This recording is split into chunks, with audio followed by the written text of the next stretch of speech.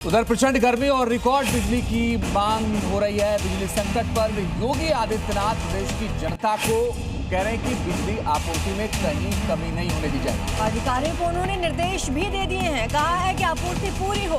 बिजली विभाग के अधिकारियों के साथ उन्होंने बैठक की। प्रदेश में बिजली आपूर्ति सुनिश्चित करने के आदेश दे दिए। यूपी में भीषण गर्मी के बीच लोगों को राहत देने के लिए निर्बाध बिजली आपूर्ति का आदेश जारी किया गया है। मुख्यमंत्री योगी आदित्यनाथ ने भीषण गर्मी और बढ़ती बिजली मांग के बीच प्रदेश में निर्बाध एवं गुणवत्तापूर्ण विद्युत आपूर्ति सुनिश्चित करने के निर्देश दिए। सीएम योगी ने ऊर्जा मंत्री के साथ मीटिंग में कहा कि आम लोगों, किसानों, व्यापारियों और उद्योगों को बिजली संकट का सामना न करना पड़े, इसके लिए सभी स्तरों पर लगातार मॉनिटरिंग की जाए। और मोहन भागवत लखनऊ दौरे पर है। 3 दिन के लिए लखनऊ पहुंचे हैं मोहन भागवत। और इस दौरान संघ प्रमुख कई बैठकें करेंगे। तमाम कामकाज और अभियान पर ये बैठकें विधानसभा चुनाव को लेकर भी चर्चा करेंगे। सरकार से संगठन तक काम की समीक्षा करने वाले, साथ ही प्रचारकों से फीडबैक भी लेंगे और उसके बाद चर्चा भी करेंगे। यूपी में संघ के कामकाज की समीक्षा के लिए मोहन भागवत 3 दिन तक लखनऊ में वरिष्ठ प्रचारकों के साथ बैठक करेंगे।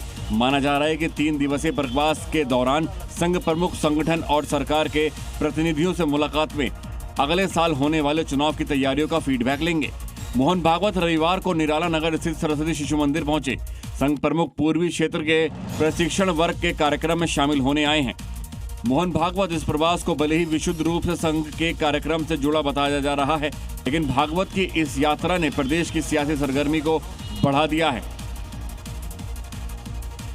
मध्य प्रदेश के दमोह में एक स्कूल शिक्षक के निर्माणाधीन मकान में खुदाई के दौरान खजाना मिलने के बाद हड़कंप मच गया। ये मामला उस वक्त रहस्यमय हो गया जब मकान मालिक और मजदूरों के दांव में जमीन आसमान का अंतर सामने आया। जहां मकान मालिक केवल 42 सिक्कों की बात कर रहे हैं, वहीं मजदूरों का दावा है कि खुदाई के दौरान 30 से 35 किलो चांदी के सिक्के निकले। मकान की खुदाई में मिले ब्रिटिश काल के बेशकीमती सिक्के की खबर इलाके में आग की तरह फैल गई। स्कूल शिक्षक आलोक पुलिस थाने पहुंचे और पुलिस को पूरा घटनाक्रम बताया।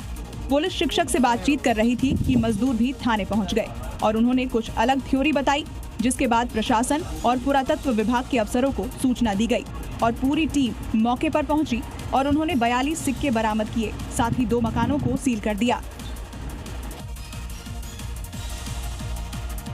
और अब देखते हैं इस वक्त की 5 बड़ी खबरें।